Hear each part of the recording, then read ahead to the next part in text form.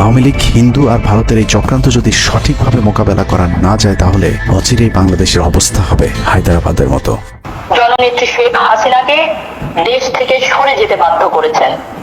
বাংলাদেশকে নিয়ে ভয়ঙ্কর এই চক্রান্তে জড়িত আওয়ামী লীগ, সনাতনী এবং ইসকনের অন্তত 40টি হোয়াটসঅ্যাপ গ্রুপ এবং জুম মিটিং এর ভিডিও হাতে পেয়েছে গোয়েন্দারা। গোয়েন্দাদের কাছে প্রাপ্ত এসব তথ্যে যা উঠে এসেছে তা আটকে ওঠার মতো।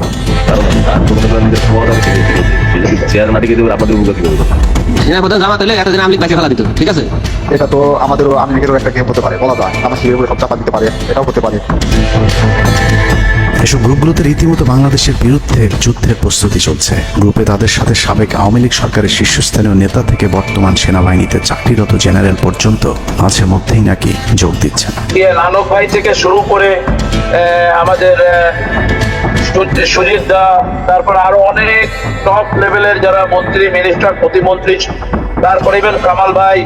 তো এখন বিষয়টা হচ্ছে যে ইভেন রাষ্ট্রপতির যে একেবারেই মানে কি বলে তার যে একেবারে মানে রাইট হ্যান্ড সচিব, উনিও আমাদের সাথে 2 দিন জয়েন করছেন। তো এখন ওনারা আসলে ভালো হইতো, যারা যারা আসেন আসলে ভালো হইতো। অনেক আমাদের এখানে প্রায় 12 থেকে 13 জন আপনার এমপি এসে কথা বলেছেন, যেটা আপনারা জানেন না। ঠিক আছে, বাংলাদেশে একেবারে টপ লেভেল সামরিক বাহিনীর 4 থেকে 5 জন জেনারেল লেভেলের লোকজন ওনারা এসে এখানে বসে থেকে আমাদের লাইভ শুনে গেছেন। আমাদের প্রধানমন্ত্রী উনি নিজে এসে বসে থেকে গেছেন। গ্রুপের সবচেয়ে ভয়ঙ্কর তথ্য পাওয়া গেছে ভুয়া মুক্তিযোদ্ধা জেডাই খান পান্নার মেসেজ থেকে। আওয়ামী এই আইনজীবী শহীদ সাইফুল ইসলাম আলিফের হত্যাকাণ্ড নিয়ে চাঞ্চল্যকর তথ্য দিয়েছে জেডাই খান পান্না। একটি চ্যাটিংয়ে তিনি লিখেছেন, দাড়িওয়ালা উকিল বেশি হয়ে গিয়েছে, আরো 2-1টারে খেয়ে দেওয়া আদালতে আমরা আছি, এখন অল্প কয়েকদিন জেলে থাকলেও 30 তারিখের পরে পুরস্কার পাবা। আরেকটি মেসেজে তিনি লিখেছেন, সুযোগ হাতছাড়া হয়েছে তোমাদের কারণে, কালকে সব হয়ে যেত। পরিকল্পনা ছিল কুপিয়ে মারার পর হিন্দুদের বাড়িতে হামলা হলে ভারত থেকে ট্রুপ চলে আসবে। ওরা যেহেতু হামলা করেনি, তোমাদের উচিত ছিল নিজেরা নিজেদের বাড়ি ঘরে আগুন দেওয়া। পেছনের ঘটনা বাদ দিয়ে 30 তারিখের পরিকল্পনায় মনোযোগী হও সবাই। শহীদ আলিফ হত্যাকাণ্ড নিয়ে আরেকজন লিখেছেন, কালকে আদালতে একটা লাশ পড়বে, হিন্দু ভাইদের পাশে আমাদের সবাইকে থাকতে হবে, ব্রিগেড মেজরের কমান্ড মেনে চলতে হবে। 30 তারিখের কর্মসূচি নিয়ে গ্রুপটিতে সশস্ত্র যুদ্ধের মাধ্যমে দেশ দখলের ভয়ঙ্কর সব আলোচনা করার ভিডিও হাতে এসেছে আমাদের। আমার কাছে আমি নিয়োগ দিচ্ছি মাধ্যমে তারা বলেছে 5,000 বছর আছে, M16 লেভেল, 7 লেভেল আছে, 47 লেভেল আছে, তাদের কাছে অত্যাধুনিক আছে। আলোচকদের একজন বলছিলেন, সাবেক এবং বর্তমান পুলিশের সমন্বয়ে 1700 অস্ত্রধারী গ্যারিলা প্রস্তুত করা হয়েছে 30 নভেম্বরের জন্য।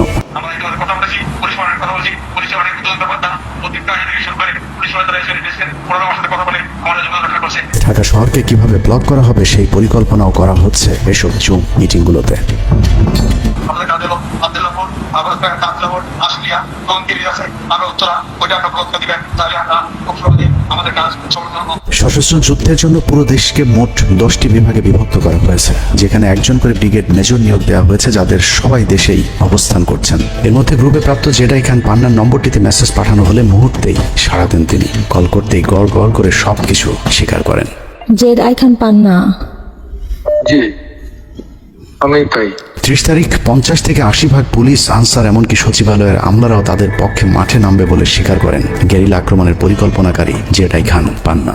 আপনারা কি কোনো গেরিলা ইনভেশন হামলা করা যাবে? ঢাকার স্টুডেন্টরা যদি এখনো সাপোর্ট আছে, অর্গানাইজ হইতে নামে এই অ্যাডমিনিস্ট্রেশনের 50% না 80% লোক নেমে আসবে, পার্টিকুলারলি পুলিশ অফিসার এবং সেক্রেটারিয়েট থেকে। পালিয়ে যাওয়ার আগে এই ভিডিও প্রচারের সাথে সাথে রাষ্ট্রদ্রোহিতার অভিযোগে তাকে গ্রেফতার করতে হবে, তাহলে চক্রান্তকারীদের আরও পরিকল্পনার তথ্য পাওয়া যেতে পারে। ভবিষ্যতে এই ধরনের ষড়যন্ত্র বন্ধ করতে গ্রুপে থাকা সকলের মোবাইল নম্বর এবং চেহারা থেকে শনাক্তের পর দ্রুত গ্রেফতার করতে হবে। সূত্র জানিয়েছে, ডিজিএফআই প্রধানের প্রত্যক্ষ তত্ত্বাবধানে চলছে এসব দেশ বিরোধী তৎপরতা। আর্মিকে ম্যাজিস্ট্রেসি পাওয়ার দেওয়া হলেও তাদেরকে ক্ষমতা প্রয়োগ করতে দেওয়া হচ্ছে না, যে কারণে আওয়ামী লীগ নেতারা বেশিরভাগ এখনো দেশে থাকলেও তাদেরকে ধরা হচ্ছে না। অতএব সেনাবাহিনীর উচ্চপদস্থ হাসিনাপন্থী অফিসারদের দ্রুত সেনাবাহিনী থেকে সরাতে হবে। 5 তারিখ সেনাপ্রধান যে ভূমিকা রেখেছেন তার জন্য তিনি অবশ্যই প্রশংসার দাবিদার, কিন্তু সেনাপ্রধানকে প্রমাণ করতে হবে তিনি আসলেই নায়ক নাকি খলনায়ক। 5 তারিখের পরেও সেনাবাহিনীর গুরুত্বপূর্ণ পদগুলোতে রদবদল না করা এবং গুম খুনের সাথে জড়িত অফিসারদের বিরুদ্ধে কোনো ব্যবস্থা না নেওয়া সহ বিডিআর হত্যাকাণ্ডের বিষয়ে দৃশ্যমান কোনো পদক্ষেপ না নেওয়া খুবই সন্দেহজনক। সূত্র জানিয়েছে সেনাপ্রধানের স্ত্রীর সাথে প্রতিনিয়ত শেখ হাসিনার যোগাযোগ রয়েছে। অতএব সেনাপ্রধানকে দ্রুততার অবস্থান পরিষ্কার করে সেনাবাহিনীর গুরুত্বপূর্ণ পদগুলোতে নতুন করে নিয়োগ দিতে হবে।